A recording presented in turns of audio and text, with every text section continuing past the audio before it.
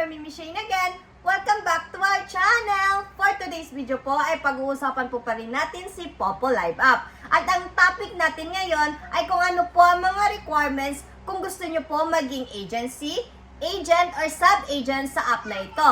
Pero bago po yan, don't forget po to like and subscribe to my channel first and hit the notification bell para naman po ma-notify po kayo once may mga new videos akong i-upload. Thank you so much po mga kapal!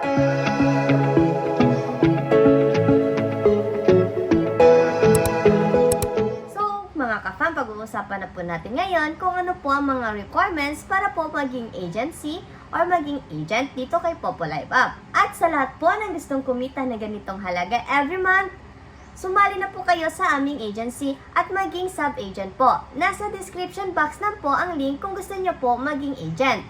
At ito naman po ang aming account ID number. Yan po ang gagamitin ninyo kung gusto nyo po maging host. So, join us now!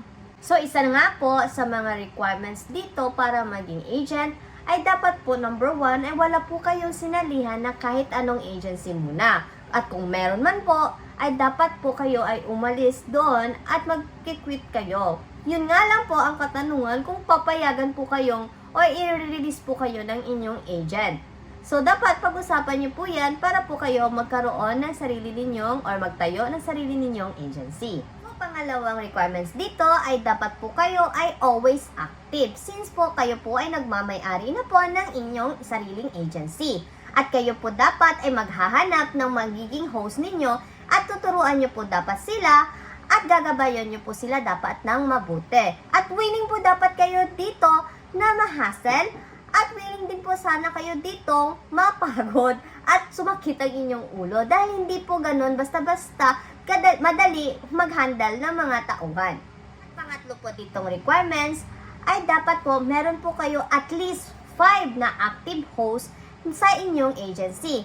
Dahil po pag once na hindi po sila active ay after 1 or 2 months po ay madidissolve po ang inyong agency ng kusa.